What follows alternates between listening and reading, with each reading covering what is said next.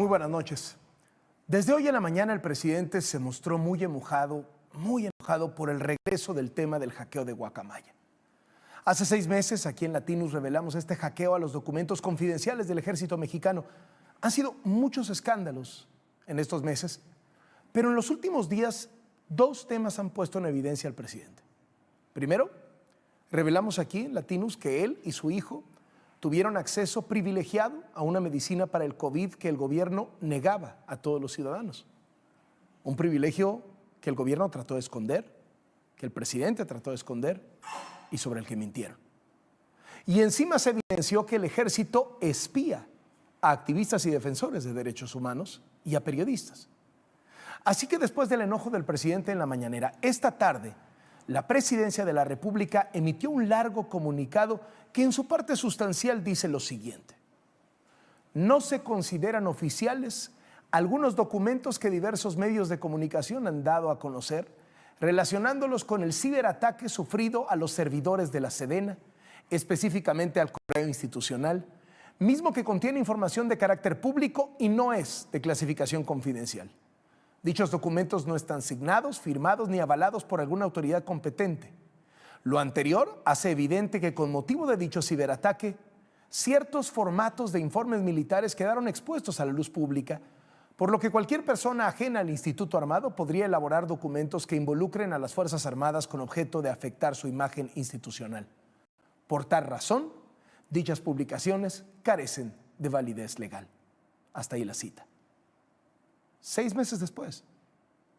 6 meses después de que en Latinus revelamos el mega hackeo del grupo Guacamaya, ¿el gobierno sugiere que los documentos expuestos serían apócrifos? Es el mismo gobierno que había aceptado que el hackeo de Guacamaya era real.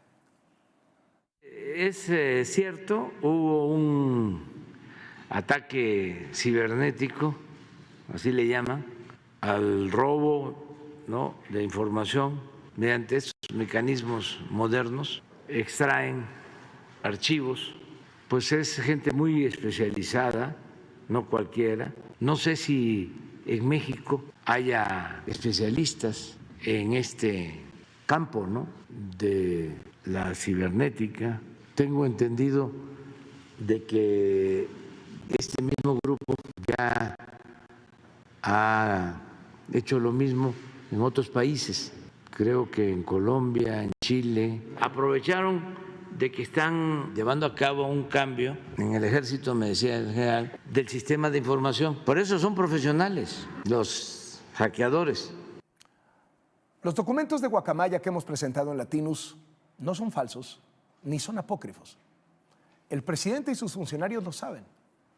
El presidente y sus funcionarios han aceptado en muchas ocasiones, explícita e implícitamente, que los documentos son reales, que la información que contienen es real. Guacamaya desnudó al poder, desnudó al gobierno. Y el gobierno está ahora preocupado porque cada vez salen más cosas. Porque el presidente no dijo nada del privilegio que tuvieron él y su hijo al recibir el remdesivir contra el COVID que su gobierno negaba a miles de mexicanos y que pudo salvar miles de vidas. Guacamaya es el hackeo más grande en la historia del gobierno de México y no es un asunto menor. Los documentos que hemos presentado están afiliados, con firmas, con señas, con números, con referencias internas que son ciertas.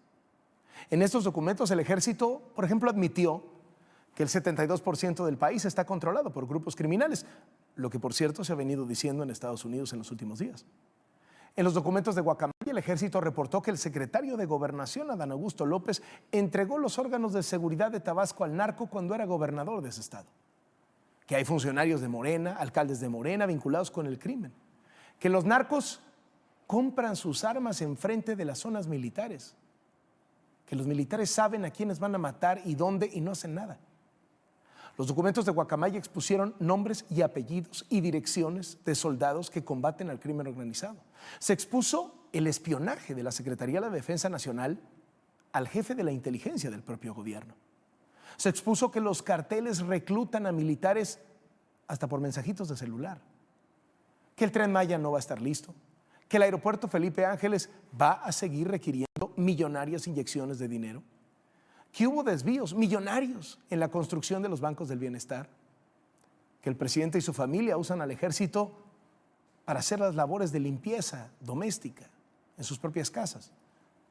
6 meses después, el gobierno trata de tener una sombra de duda, porque en realidad cada día queda más en evidencia. En la mañanera de hoy, el presidente López Obrador se dejó ver irritado con el tema de Guacamaya, que exhibió otra cosa que él prometió que nunca iba a hacer: espiar. Entonces el presidente dijo que el ejército no tenía el famoso software espía Pegasus, pero que tenía otro similar.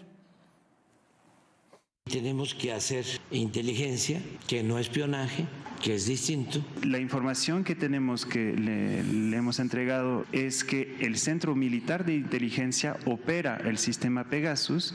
Tenemos entonces informaciones distintas. O sea, yo tengo otro dato.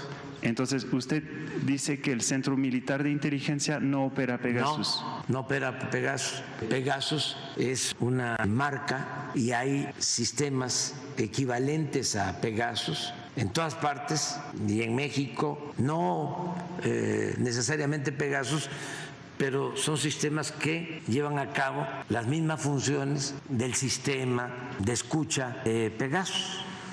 Y todo esto mientras se acumulan las pruebas de cómo el narco manda en amplias regiones del país. El presidente de México confirmó esta mañana que el cuerpo localizado el fin de semana sí es el de José Noriel Portillo, alias El Chueco, el hombre que hace 9 meses asesinó a 2 sacerdotes jesuitas y a un guía de turistas en una iglesia de Chihuahua. En 9 meses el gobierno no pudo dar con él. Y este fin de semana, un grupo criminal lo entregó muerto a las autoridades, ejecutado. La justicia del narco. La Fiscalía Estatal reconoció que su muerte no era el resultado que buscaba y que en la zona operan los Salazares, un cártel que podría haber matado y entregado el cadáver del Chueco. Así lo confirmó esta mañana el propio presidente. Se confirmó que sí es José Noriel Portillo Gil, una persona que encontraron muerta en Choy, Sinaloa, una comunidad rural. Ya se confirma por los estudios. Ayer fue en Uruapan y